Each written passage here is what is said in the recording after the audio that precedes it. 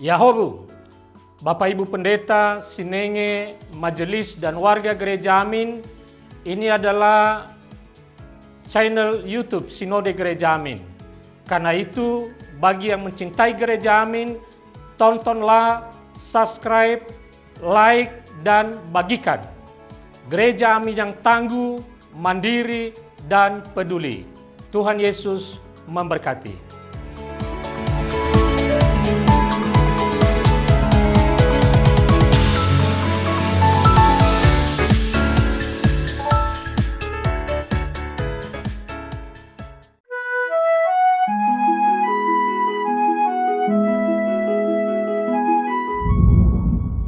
Sahabat YKB yang diberkati Tuhan, salam sejahtera untuk kita semua. Bersyukur dapat kembali menyapa saudara dalam acara Wasiat Kekal, berupa renungan firman Tuhan yang memandu kehidupan kita. Saya Pendeta Henry Yohanes Wulur dari Gereja Kristen Sulawesi Tengah, Jemaat Haleluya Jakarta Timur, anggota PGIW DKI Jakarta. Renungan kita hari ini Minggu 25 Januari 2026 ditulis oleh Pendeta Timur Citrasari dari GKI Bekasi Timur dengan judul Bekerja Meneladani Yesus, yang dilandaskan pada Injil Matius pasal 4 ayat 12-23, dan nats yang akan menjadi pusat perenungan kita adalah Matius 4 ayat 23. Sebelum membaca Alkitab dan merenungkan firman Tuhan, mari kita berdoa. Bapa Surgawi, kami sungguh bersyukur oleh karena kesempatan hidup yang Engkau beri. Untuk itu berarti kami harus hidup, bekerja, dan menghasilkan buah. Dan dalam kesemuanya itu, ingatkan kami dalam pembacaan firman Tuhan ini untuk kami meneladani Engkau Tuhan, supaya kami bekerja seperti yang Engkau ingini dalam kehidupan kami. Dalam nama Tuhan Yesus, Tuhan dan Juru Selamat kami yang hidup, kami berdoa dan bersyukur menyambut pemberitaan firman Tuhan saat ini. Haleluya. Amin. Sahabat, saya akan bacakan untuk kita Matius pasal 4 ayat 23. Dengarkanlah firman Tuhan. Yesus pun berkeliling di seluruh Galilea. Ia mengajar dalam rumah-rumah ibadat mereka dan memberitakan Injil kerajaan, serta menyembuhkan orang-orang di antara bangsa itu dari segala penyakit dan kelemahan.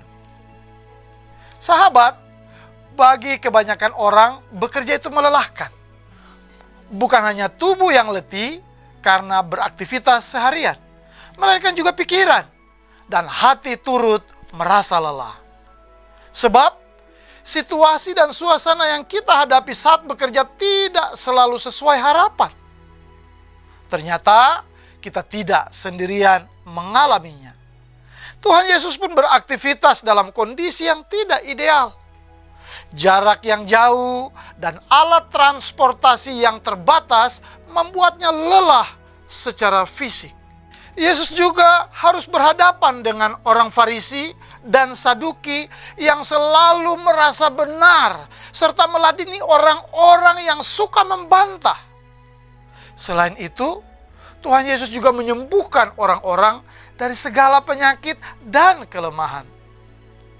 Tidak sulit membayangkan betapa lelahnya Tuhan Yesus setiap hari. Namun hebatnya, kita tidak pernah mendengarnya mengomel atau mengeluh.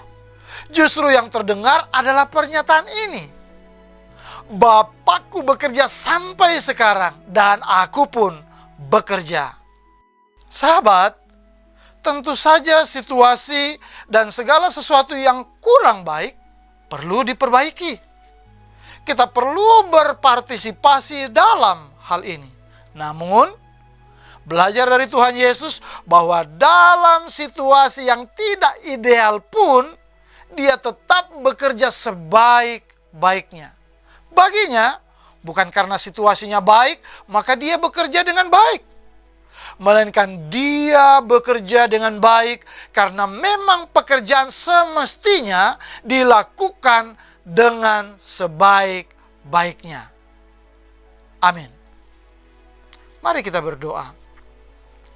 Terima kasih Tuhan Yesus untuk firman Tuhan hari ini yang boleh menegur kami untuk terus ada dalam rencana dan rancangan Tuhan, ada dalam kehendak Tuhan untuk terus menjadi orang yang baik dan benar, untuk terus menjadi orang yang sabar, untuk terus melayani apapun orang yang datang kepada kami.